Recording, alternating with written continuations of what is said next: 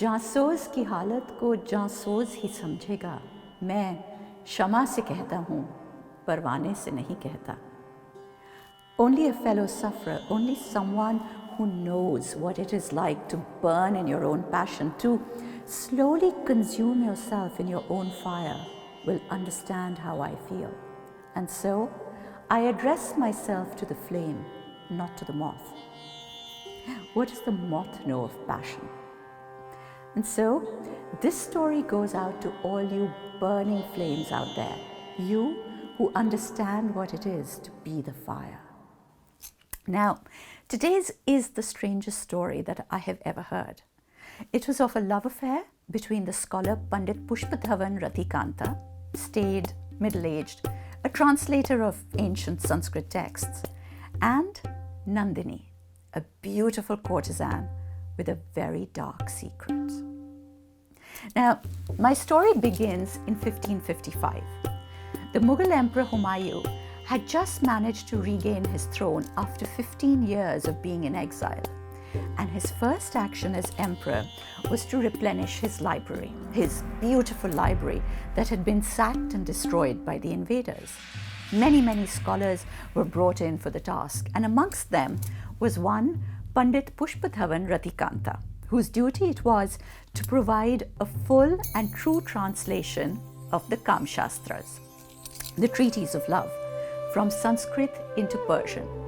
And not just translate, it was also his job to instruct the noblemen of the court on how to put the teachings of pleasure into practice. Because, as the texts say, he who understands how to successfully strategize in the field of love will be equally successful in the field of battle.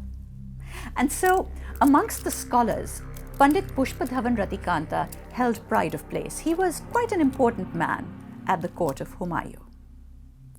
And then there was Nandini. Nandini was a royal courtesan. Not only was Nandini very beautiful, she had also been trained in all the 64 arts of giving pleasure as prescribed by the Kama Sutra. There was nothing that she could not do. And she had been bought for the royal harem by no other than Ghaffur Khan himself. Now, Ghaffur Khan was the eunuch who was in charge of the royal harem. He was Humayun's most trusted confidant, and some say he was even more powerful than the emperor himself. And he had bought Nandini because he had very special plans for her. You see, the Mughal court was a dangerous place. Murder was not just common, it was the answer to, well, everything. If you wanted your father's job, you had to kill him for it. You wanted your brother's position, you killed him for it. You wanted somebody's money or property or wife, you killed them for it.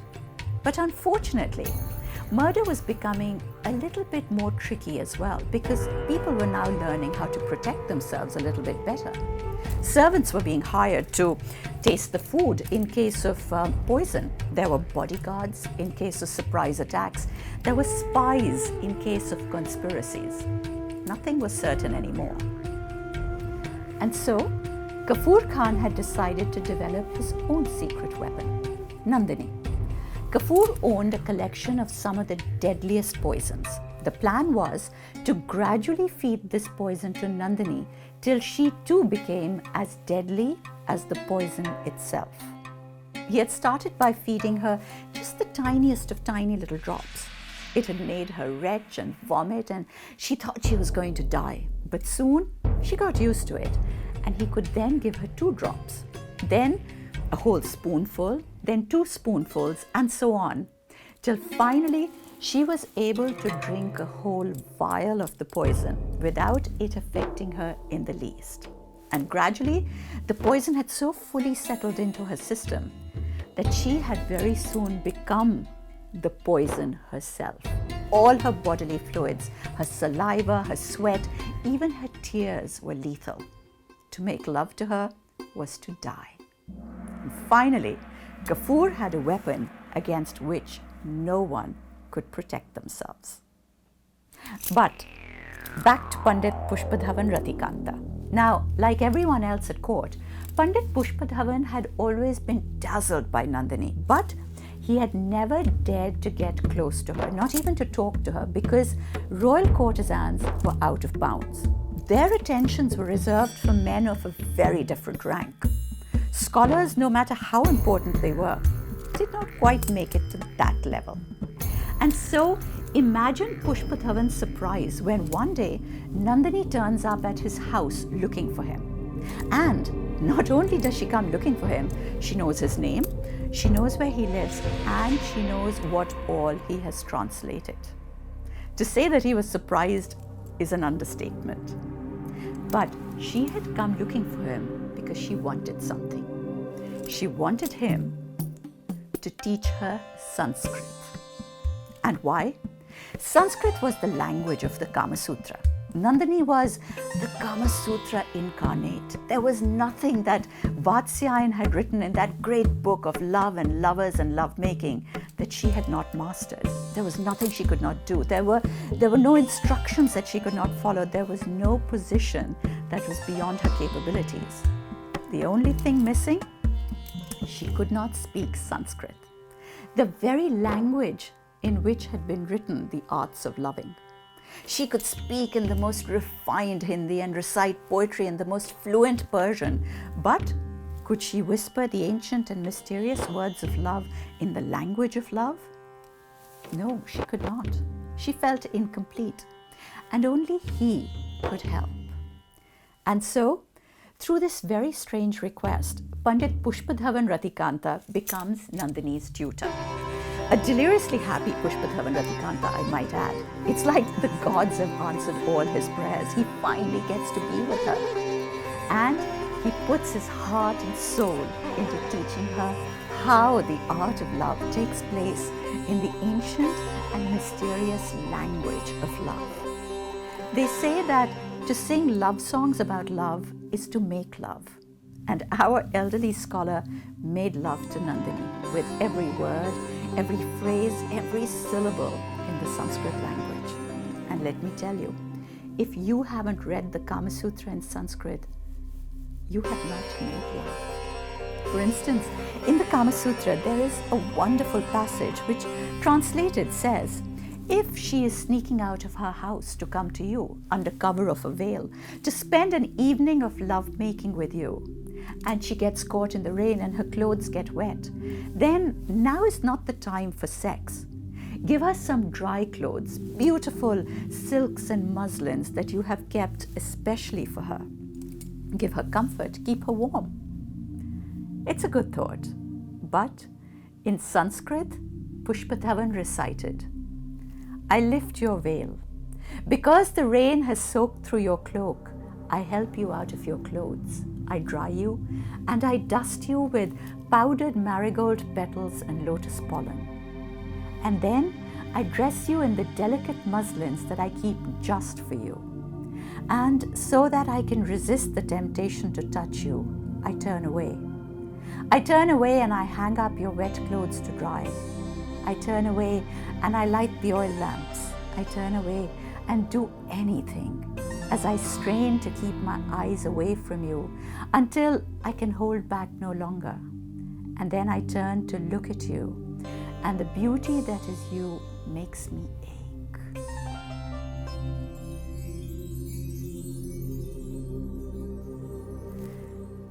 Another lesson, translated. An evening of lovemaking must be light-hearted and enjoyable and entertaining. Keep some chalks in your drawing room. Make a portrait of her. Give her compliments. Do magic tricks. Entertain her. It's good advice.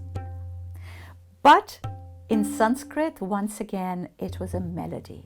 As Pushpadhavan recited, I pick up my chalks to make a portrait of you as you stand there, hand on hip, looking at me over your shoulder. Your eyes innocently wicked as you run a lotus flower down the majesty of your neck to the swell of your pearl-adorned breast. And then you stop and arch your brow.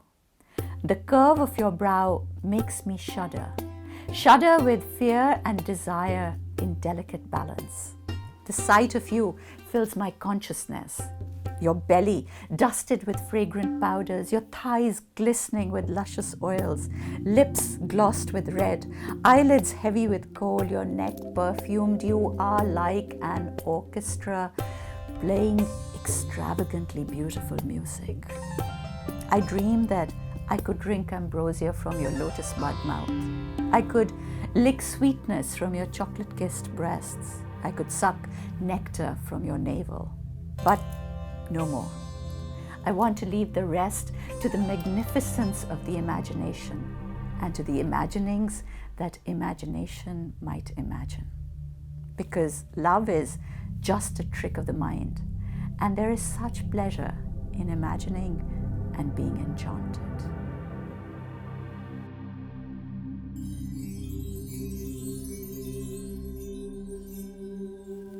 Lesson 3. The Kama Sutra says that women are aroused by a man's restraint. A girl will love a man who does not make love to her too soon, but only on the condition that she is aware of his intense desire to do so. In Sanskrit, Pushpadhavan sang, "We drink together and play a game of dice. We are so eager to make love, and yet we do not. We postpone it and we postpone it, so that the pleasure will not be over, but remain permanently imminent. You throw the dice and you win. You ask for my shirt. You throw again and you win again. And this time you ask for my bracelet. Then you win my sitar, my garland, my paintbrushes, my crayons, my book, my mirror, my everything. And finally, when there is nothing more to lose, you ask for my breath, my soul, my shadow, my reflection even. And then, and only then, you put your bracelet on me and you claim me. After we make love, I lie next to you and I watch you dream. And I watch you dream till I can no longer bear not talking to you. And so I wake you with kisses on your love-warmed neck. And then I dress you. I dress you again, so I may undress you again. Do you know what we have missed out by not being able to read the Kama Sutra in Sanskrit? As I said, with every last word, every last phrase in the Sanskrit language, Pandit Pushpadhavan Ratikanta made love to Nandini till she too fell completely and hopelessly in love with him. He had always been dazzled by her, right from the beginning, but she fell in love with him very gradually, bit by bit, in the same way as she had acquired her immunity to poison. Now, after months of teaching her, Pandit Pushpadhavan Ratikanta could no longer contain himself. He finally had to tell her that he loved her crazily and overwhelmingly. Nandini had turned away, with tears in her eyes. She had told him that she loved him too, with all of her heart, but they could not be lovers. And then she had told him why. She had told him that she was made of poison, that to be kissed by her would be the same as being bitten by the deadliest of snakes. And then, as her voice broke into a sobbing little whisper, she said, "I am not love, I am death. I am death." You can probably guess what happens next. Pushpadhavan, insisting that he's not afraid of death. I mean, if he can die in her arms, then what a way to go. Insisting that in his love for her, he's no longer afraid of death, Pushpadhavan forces himself on her as she struggles to fight him off. And she fights him off not to save herself, but to save him, pushing him back while at the same time crying out that she loves him and she desperately wants him. Now, in every version of the story, Pushpadhavan Ratikanta made love to Nandini only once. He died. But I'm not interested in him. He is merely the moth. I want to know what happened to the flame. What happened to Nandini? Did she ever get over him? Did she find someone else? Or did she just end up consuming herself in her own fire? Because when you are the flame, there is only one way to put the fire out. Watch out, all you burning flames out there.